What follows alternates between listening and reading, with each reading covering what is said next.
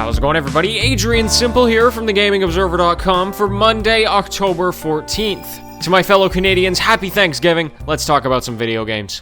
Fortnite released just over 2 years ago. That is 10 seasons of content, and last night they said goodbye to all of it. In one single moment shared by millions of players at the same time, the entire map was sucked into a black hole. This happened to people who were even sitting in the main menu. The game then became unplayable with only an animation to keep one company. It has remained that way as of this recording as well. It's been quite a while. An event like this has been teased in-game for quite a bit now, and a countdown timer appeared in-game to make sure everyone was around to see what happened. Now, because of a leak that came out last week, we know that Epic is planning on releasing what they're calling Fortnite Chapter 2. Obviously, this is going to mean a new map, but there's no word yet on if there's going to be anything else, or even when it will be coming. Though I can't imagine it'll be too much longer. This was a pretty big event, and there were a lot of people who are praising the marketing team on this one. Normally, implementing a major change like this would just be a matter of,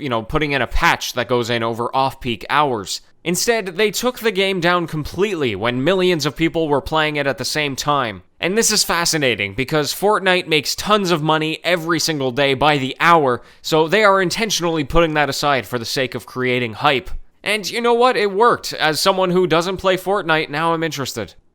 Starbreeze has provided an update of where they are at now. They've been going downhill over the last year, and they pretty much admitted that they were destined for closure unless they could get a financial backer. They did as much as they could to stay alive, including multiple instances of restructuring with the Swedish government. And, well, it looks like they've got some plans for cash flow now. First of all, the publishing deal for the mobile Payday game will conclude early 2020, so they'll get some money from that. And they also estimate that they will be releasing Payday 3 in 2022 or 2023, and a publishing agreement for that will also be made in the first half of 2020. So an initial payment and beyond will come from whoever they can find to finance that title. And that will probably become the bulk of what keeps them alive until the release of the game. And then once the game releases, how well it sells is what's going to keep them alive. Also, as a part of the reconstruction of the company, they're splitting into two divisions called New Starbreeze Publishing and New Starbreeze Studios. So obviously they're looking at this as a fresh start if they're putting new at the beginning of their name,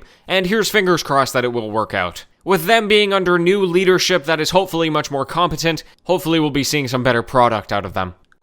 If you remember a while back, I told you about a new Australian game company called Summerfall Studios. It's led by David Gator, who was the lead writer on all of the Dragon Age games, and the company focuses on narrative-driven experiences. Well, they just announced their first title, called Chorus, an adventure musical. You heard me right, this game is one part narrative adventure and one part interactive musical. They're taking inspiration from Wicked and Hades Town. It looks like it'll be a step above a visual novel, and it will have the storytelling that Gator is so well known for. They're currently crowdfunding this on Fig with a $600,000 target, which as of this recording is 20% on its way, with 27 days to go. It's an interesting concept. I'm interested in seeing how it plays out. Hey, that's the news for now. A big thanks to Michael, Jeremiah, special guest, Jarla, and Andres, apologies for pronunciation, for leaving me 5-star reviews on Amazon. That means so much to me, thank you. I'll see you again tomorrow as usual, and until then, happy gaming, everyone.